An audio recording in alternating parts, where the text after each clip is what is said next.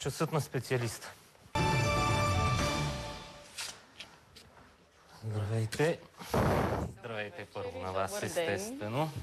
Да, добър ден е по-скоро.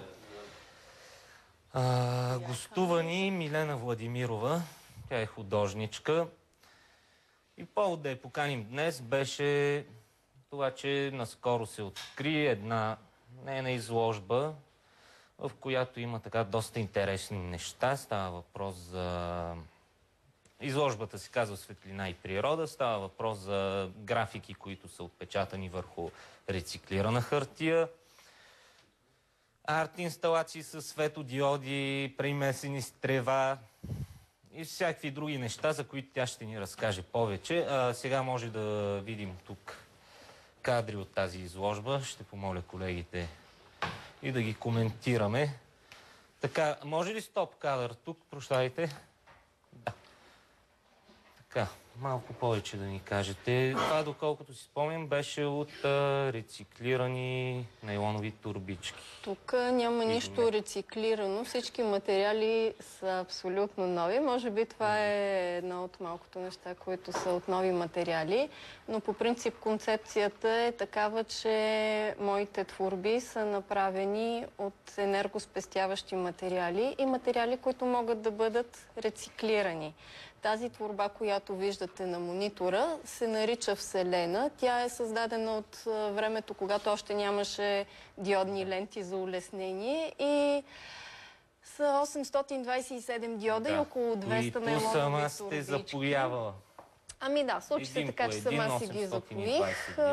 Това не ми влиза в образованието, но така или иначе е реализирана картината. Да, за сведение трябва да кажем, че когато светне се вижда едно, когато е изгасено съвсем друго. Когато е изгасено се вижда друга. Това е една картинка, която е всъщност не се вижда никак хубаво. Това са оптични кабели. Даже не са кабели, а оптични влакна, които излизат от едно пано рециклирана хартия, върху което е печатено.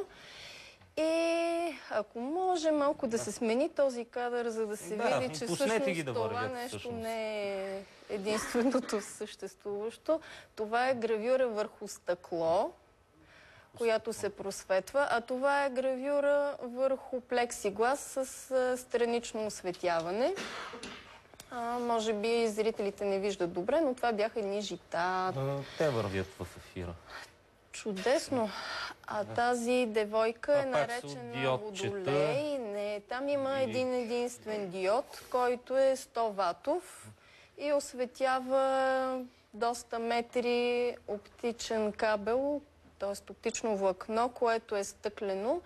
И това е хубавото, че имам шанса да го направя не с обикновена халогенна лампа, а с такава нова технология, която е значително минимализирана и може да си сменява и цветовете. Аз имам един въпрос, да, който така ми дойде на къла, след като и други хора видяха тези неща. Това изкуство ли е?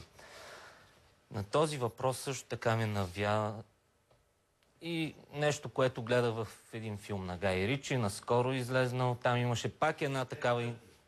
Да, 5 пъти съм го гледал вече от този ден. Там пак имаше една такава инсталация. Една жена я наблюдаваше и главният герой каза: познавам един елтехник, който ще го сглоби също това нещо за 5 минути. Та въпрос е: изкуство ли е това, тъй като и други хора ми казаха, те там са смотали някакви кабели. Да обясним на хората. Ами който иска, нека пробва да си смотае там някакви кабели, да види как става тая работа. Първо трябва да знаеш кое откъде идва, защо става и как се получава. Другото, което е, че не е толкова просто и за всяко нещо трябва да бъде изчислено внимателно и старателно. Не всеки електротехник може да го направи, защото това са нови материали, които не са толкова разпространени И в света енергоспестяващи. и камо ли пък в България. И за съжаление сега не се виждат такова нещо. Не знам някъде някой да си е направил труда да съчета едновременно найлонови турбички и диоди, така че да се образува едно полезно осветяване на пространството. Аз съм направила една картина, графика, както искате така го наречете, от абсолютно плосък светлинен източник. Лично съм проверила, че за целта на изкуството в световен мащаб производителя ми е казал, че не е използвано. И аз съм първата, която е направила светещ кръст. Точно за това щях да ви попитам. Кръста също го имаме някъде. Дайте кадрите, той ще дойде. Бих се радвала зрителите да го видят, особено тези, които няма да посетят изложбата, защото са, да речем, примерно далеч. Да, а тя къде се провежда, между другото? Изложбата е инсталирана в галерия Росита. Това е улица Врабча, 12Б. Ще продължи до 2 февруари, така че всички, които искат, нека да дойдат. Имам един последен въпрос, понеже тук си говорим за инсталации, тоалетни, вие също като художник. Ако вас ви бяха поканили да изобразите България, как бихте изобразили? По значително по-позитивен начин. България е едно място, където са възникнали много умове, изключително полезни в световен мащаб. И България е люлка на много хубави събития. Така че аз никога не бих подкрепила една такава инсталация. Добре, благодаря ви.